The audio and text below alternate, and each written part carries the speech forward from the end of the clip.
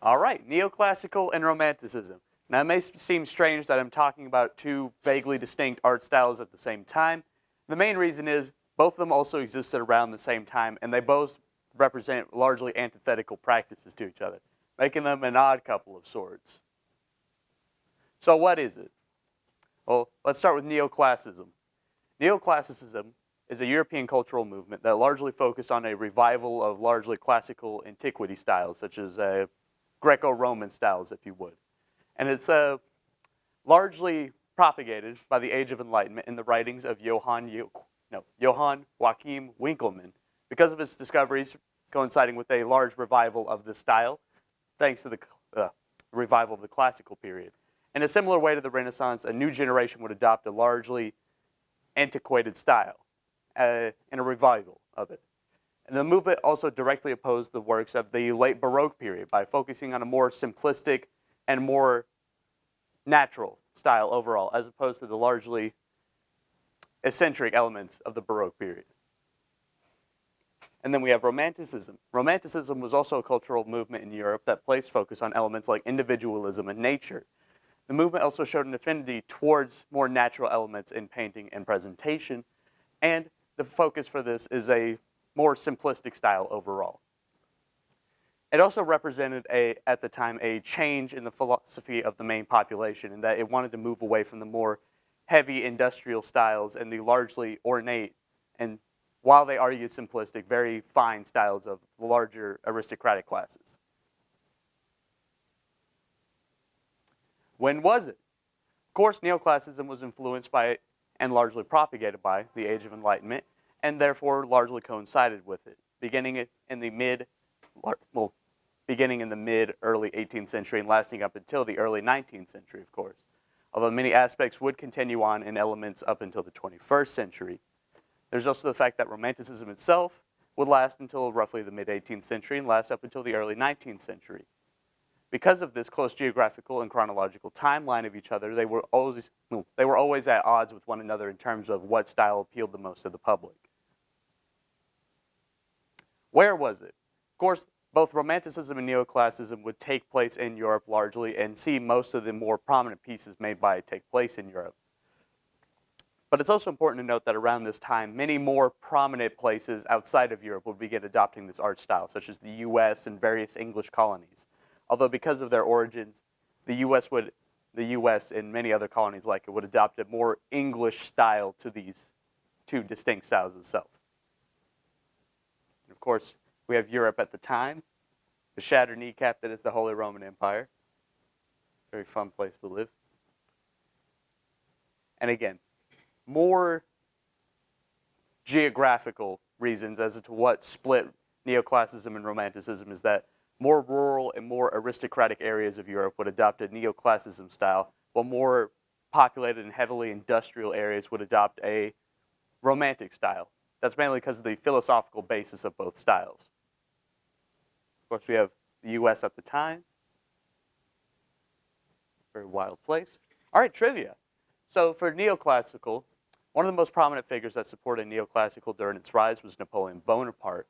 And during Napoleon's reign, one of the biggest slander campaigns against him was to improperly describe his height. You may think Napoleon was fairly short, but you'd be surprised. So, what do you guys think Napoleon's true height was? Yes. Dang it. There, close enough. All right, Romanticism. A key part of Romanticism is its focus on darker and more vibrant emotions, and one of these consistent elements was the use of a Weltschmerz. It's a German term that translates to one of these three. It's either world weariness, war fatigue, or a fear of death.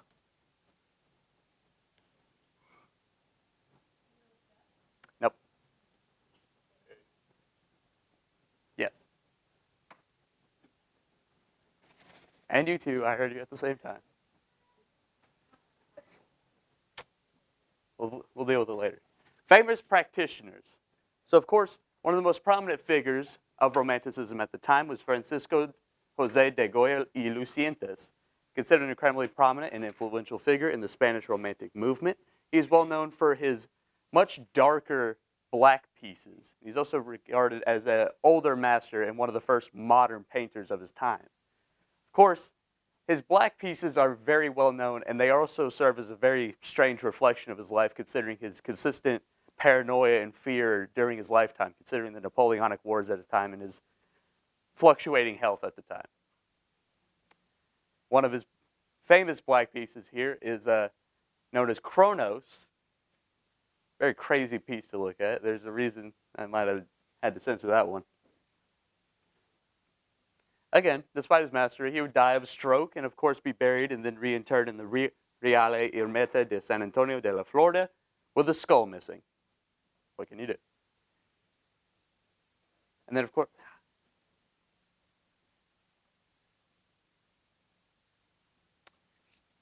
we move on to Jean-Louis André Theodore Gérard, famous painter. He's incredibly influential in the Romantic movement of France, but he's also well known for his painting of more realistic, more based figures in that he would focus on natural poses, natural people.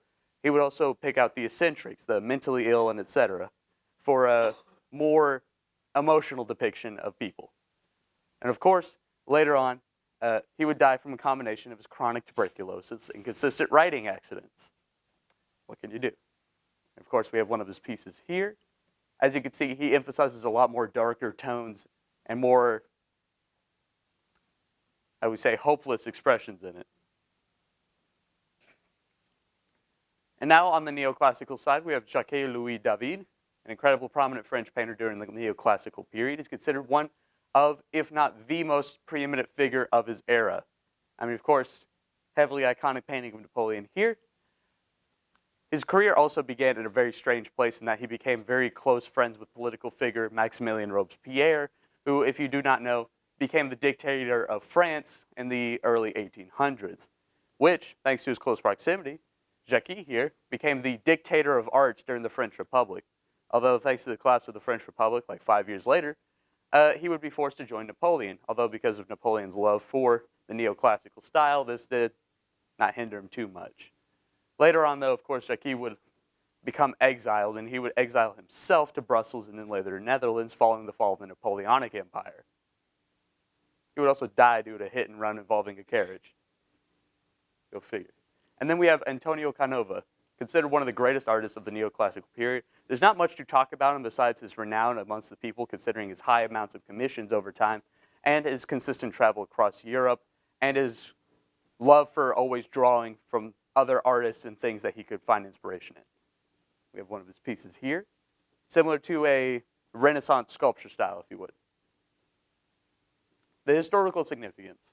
While it's easy to say that the style drew from previous and would go on to influence later ones, the main point to draw from the neoclassical and romantic counterparts is that it represents the growing divide in society at this time, and that we see a growing rift between the cultures of the middle class and lower and more industrial people versus the aristocratic and higher up people, considering the romantics spoke to the middle class and that they wanted an escape from the very heavy, dark industrial period and wanted a more reflection of their emotions at the time and wanted a more natural aesthetic versus the, largely aristocratic people who wanted a classical antiquity to add a sort of air of authenticity to their placement, if you would.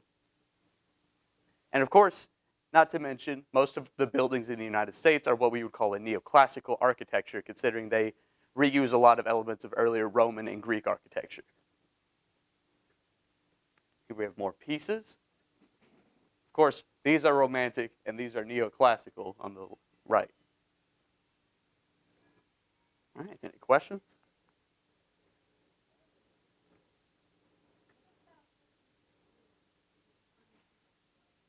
Do what? Oh, that's a guy. He's dead. Political opponent of Maximilien Robespierre. He did not go down easily. Or, keep hitting the ceiling. All right, any more questions? If I'm not mistaken, I want to say it's Francisco de Goya, but I might be mistaken because I know Francisco painted the bottom one here. Also, interestingly enough about the black pieces, they weren't painted on canvas. They were painted on large section pieces of his house, like the walls themselves.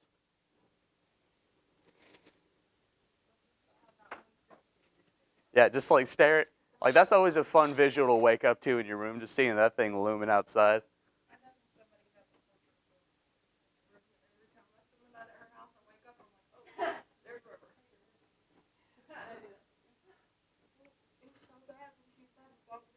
All right.